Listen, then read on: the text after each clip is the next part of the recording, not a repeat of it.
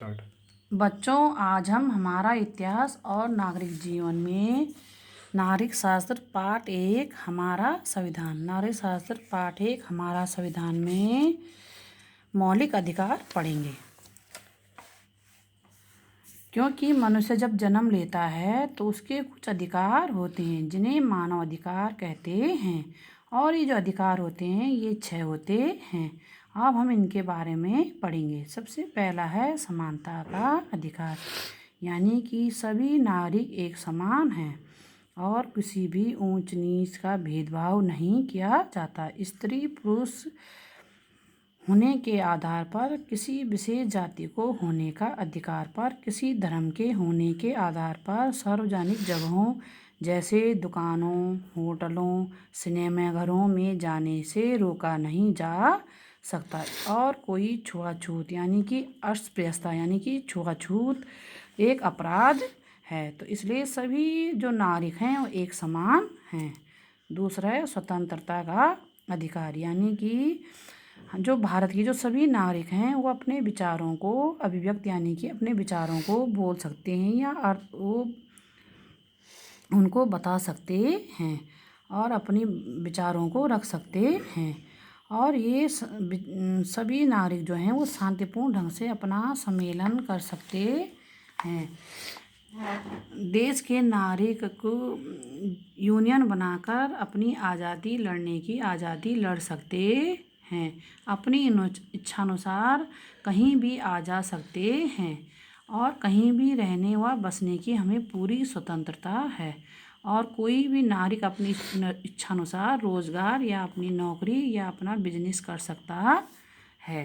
तीसरा है शोषण के विरुद्ध अधिकार।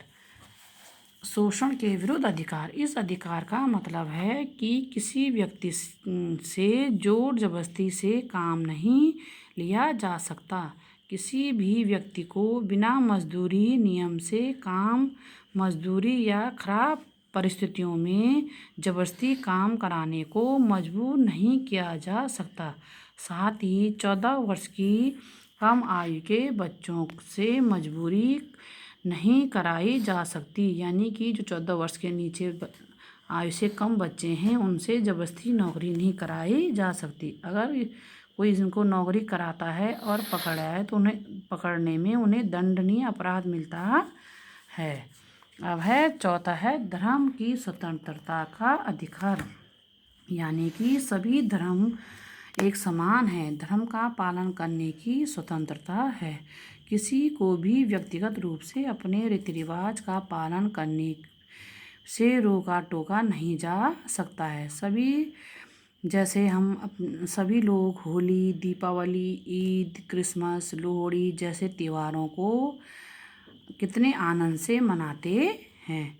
तो हमें धर्म की स्वतंत्रता है, यानी हम किसी भी धर्म को अपनाकर इच्छानुसार उसे धार्मिक कार्य कर सकते हैं। सांस्कृतिक एवं पांचवा है सांस्कृतिक एवं शिक्षा का अधिकार। भारत के प्रत्येक नागरिक को अपनी भाषा, लिपि और संस्कृति को सुरक्षित रखने का अधिकार है।